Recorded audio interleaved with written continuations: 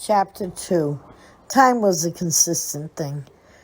For at the same time that Doc was in the year 1885, Marty was living in the year 1985. He had picked up Jennifer and they had taken to the site where the DeLorean had been destroyed. He and Jennifer were around the tracks when they had met Clara and Doc once more. It had been a few years in the Doc's life now. As he and Clara had married, they had two children, Jules and Vern. Marty remembered what had happened, and he and the Doc had gone through time together and knew all the dangers.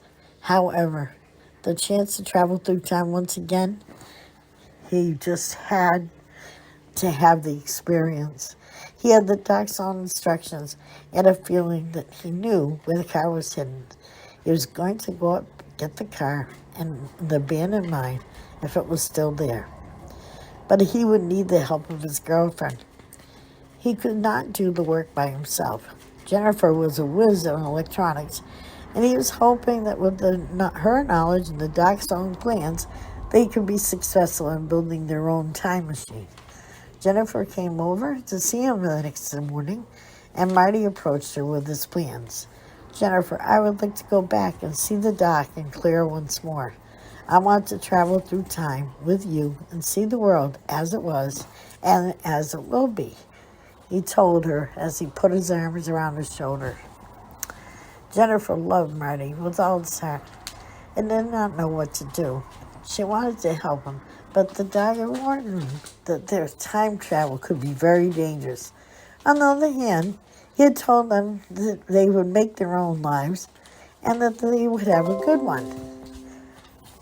I'll see what I can do, she told Marty, but I'm not as smart as the Doc, and you know that. That afternoon, Marty and Jennifer went out to the old abandoned mine and looked for the time machine.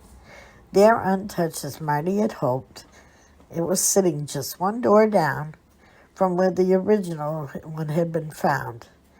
The time machine had been disassembled by the Doc in the year 1885 in order for him to make the other machine. But the car was usable, and Marty had great hopes.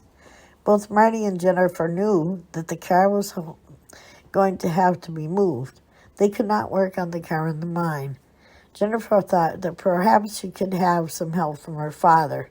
Father was a big fan of the DeLorean, and if she told him that they had bought one and it wasn't working, maybe he could help them work it out and get it going again. Jennifer and Marty walked over to the Parker home, and when she saw her father sitting in front of the television, she smiled at him and said, Dad, Marty and I'd like to talk to you. John Parker turned to his daughter and smiled. All right, what did the two of you want this time, he said, and he started to take out his wallet. Oh, no, Jen said. We don't want any money. We have a big favor to ask you. John Parker looked at his daughter and Marty and took a deep breath. They had never come to him for a big favor before. All right, give it out. What do you want? He asked him with a smile. Marty spoke up and told him, I bought a DeLorean today. It needs work, though, and we don't have a garage. My dad isn't very good at working on cars either. He wants to know if we could keep the DeLorean here while we work on it. Also, we hope that you could give us some advice on how to fix it, Marty said curiously. John Parker could barely hold back his excitement. He had wanted to get a DeLorean, but had not found one they could afford. These cars were very expensive and nearly impossible to get. You can use my garage, he said. When would you bring the car here? We are going to go talk to Clark and have him tow the car here. The car does not run. It is in bad condition. It belongs to my friend Doc Brown, and while he is gone, he said we could use it. And Marty and Jennifer did have the keys to the doc's home so that they had access to all the information on the time machine. His tools and everything were there along with the rest of the plutonium. Unless Mr. Fusen was working, they were going to need that until they spoke to the doc on how to get back to the year 1985. Marty and Jennifer were thrilled that Jennifer's father was going to be able to help him work at the car at his house. They both knew that her father was a good mechanic. They could get the car running once for them. The worry was about how to get the time circuits to work so that they could travel through time. Marty's friend Clark was intrigued when they got the call asking him to bring the tow truck up to the old Boot Hill Cemetery. No one went up there except for young couples who wanted to make out. Word was that it was haunted and had never been there himself. Marty Clark and Jennifer went to the cemetery, and then Marty told him where the car was. Both Marty was his best friend, and between the three of them, they somehow managed to get the car out of the mine. They pushed it to the opening, and Clark then pulled it up on the tow bed. The car looked as if it had been in there for over 100 years, and Clark wondered how Marty had ever known the car was there and how it had been left there. He did not ask his friend, but he really wondered. If Marty wanted to tell him, he would. Soon the car was in the Parker garage, and Jennifer's father came over to look at it. John Parker was shocked at the condition of the car. There was dirt all over the outside and inside. Wires had been pulled out from the dashboard. It looked like there was many parts missing from the car, too. And it was going to be a project, a big project. Marty and Jennifer took the flux capacitor out and brought it back to Doc's house. They would need to keep it there while they worked on it. All the papers that Doc had on the time circuits were in his home, and Marty found them right away. Jennifer took a look at the many wires and the papers and pages of instructions. She would not be able to do all this work without taking months to do so. It did give step-by-step instructions on how to build it, but there were many parts that were going to be expensive, and they would need at least $2,000 to repair the time circuits. But every project starts with the first step, and she started by inventorying what she was able to have and what she would need to get. Meanwhile, John Parker took a look at the car and winced. It was in terrible shape, and he was going to need some help with the repairs. He had his friend Al, who liked to work on cars also, so he gave him a call. The first thing they noticed was there were many modifications that had been to the car. What was Mr. Fusion? And there were many wires attached to other wires that were going to nowhere. He wanted to talk to his daughter about this, but he hoped that Marty and Jennifer had not spent too much money on the car. It was going to be costly to fix. When Jennifer got home that night, she saw that the lights in the garage were on. And in there working, she saw her father and his friend, Al. She knew that her father must have called him over to help him with the car. Jennifer went into the garage and was met by the two people, her dad and Al, who were busy under the hood. John looked over and spoke to his daughter. Jennifer, the gas in the engine and tank is no good, and some of these parts have signs that they have been exposed for a long time. The car is under the condition I would expect to find a car that has been left untouched for many years, and this car is brand new. Do you have an explanation for this, he asked her. The car belongs to Doc Brown. He bought it just this year. I don't know what happened. He's not in town now, and I can't ask him, she told her father and his friend Al. The car was a mess, but she could see the two men were having a great time. For the next few weeks and months, Jennifer and Marty worked on the circuits. Marty took a job at the local Burger King to help pay for the parts, but 2 weeks had gone by, and it looked as if Jennifer was having little or no progress. He went to Doc's house that night after work and found Jennifer in near tears. Nothing was working the way it should have been working, and she needed a break. The work was very difficult. Marty thought of his brother Dave. Dave was a computer whiz, as Jennifer was, and perhaps he'd be willing to help them. He needed to ask Jennifer about this because it would mean that he would have to tell his brother the truth.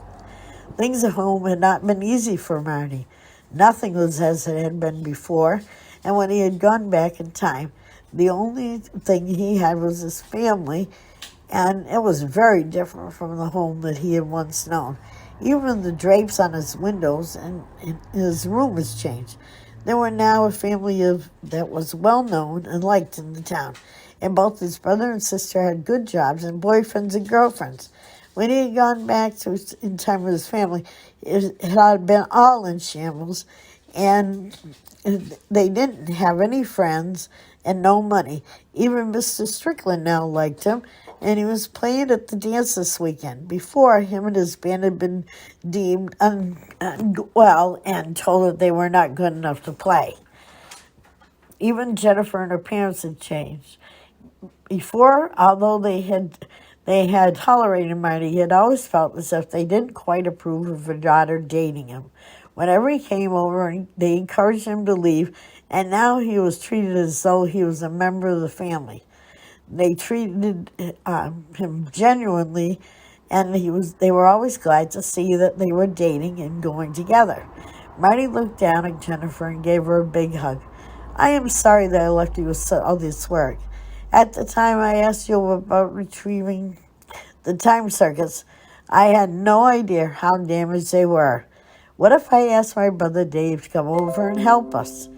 Jennifer wanted to do all the work, but she knew she was going to take her months, maybe years, before the work would be done if she did it by herself. She knew that they were doing had to be kept secret. But Marty was right. "Yes, I think that we should ask Dave to help us," she said. Marty and Jennifer went to Marty's house. They wanted to talk to Dave and were glad to see that he was home alone. They knew that if everyone came home at the time that they usually did, they would have about a half an hour before everybody came home. Dave smiled at his brother and Jennifer as they came in. He was surprised when they told him that they wanted to talk to him. They had very serious faces, and he thought that maybe it was going to be an uncle. But what they had to tell him was even more shocking. Marty was the one that did the talking, and what he said put Dave into a dilemma. "Dave, I've done something that you're going to find unbelievable, but it's true. Doc Brown invented a time machine. I've been back and forth through time 3 times now, but the time machine has been damaged beyond what Jennifer and I can do to fix it. We are going to need your electronic knowledge. Can you help us?" They nearly laughed at their faces. If they hadn't such serious faces, he would have. But something told him that Marty and Jennifer were telling the truth. He spoke slowly and told them, "Suppose I do believe you. Where would I work on these electronics?" Go with him to the doc's house. It was there that he found that Jennifer and Marty were telling the truth. There was a mechanism that was clearly marked a time machine, but the work was unbelievable. No wonder poor Jennifer was overwhelmed by the job. He looked at everything and smiled. All I can do is promise that I'll do my best. Between Jennifer and me, we should be able to get this back to working condition. But there's a major problem here. This is a nuclear-powered item," Dave told him. Marty smiled at his brother and said, "That's the easy part. I have the plutonium here." And he showed him the capsules. "Oh, my God, be careful of that stuff. It can blow up the entire town, probably," Dave told him. "I know. The machine hooks into the DeLorean, and once it works, when the youths reach 88 miles an hour, you can go back and forth through time," Marty told him. But he had gotten unheard as Dave was already busy at work trying to fix the time circuits. Each and every day, Marty worked at Burger King, and he would go to Doc's house when he was done. The time mechanism was starting to look like it was coming together, and David even loaned him some money to purchase some of the much-needed items. Jennifer was in much better mood also, and with someone to help her with the project, she and Dave worked together good. Meanwhile, John Parker and his friend Al had been successful in cleaning out the car and getting it ready for the first test drive. It had not started as of yet, but it would be ready soon. They had to do something almost the whole car from end to end, and he was going to ask Marty about the arrowhead that they had found in the gas tank. Each and every day, a little more was done, and it was time for Marty to look up the records on Dave and Doc and Clara. He found out that they had married on February 14th, 1886, at the local church. They had owned a farm where the drive-in is now located, and it had been very close to the McFly farm. He saw that there was no death record for him or Clara, and there was a record of birth for the two boys, Jules and Vern, but that was all. He didn't need any more information than that. Jennifer and Marty would go back to the 12th of February and surprise them. The day finally came, and it was time to test the DeLorean. The car looked brand new and seemed to run like a charm. Marty took the seat behind the wheel and started her up. The car just ran like a brand new car, and he was thrilled. They were ready to put the time circuits in. Dave had been sure that the circuits were ready. He and Jennifer had worked hard for the last 3 months, and they were ready. The flex capacitor was put into the car in one day, and they were ready for the time trip. Marty and Jennifer climbed into the car and put the time circuits to the right time. When they reached 88 miles an hour, the scenery changed.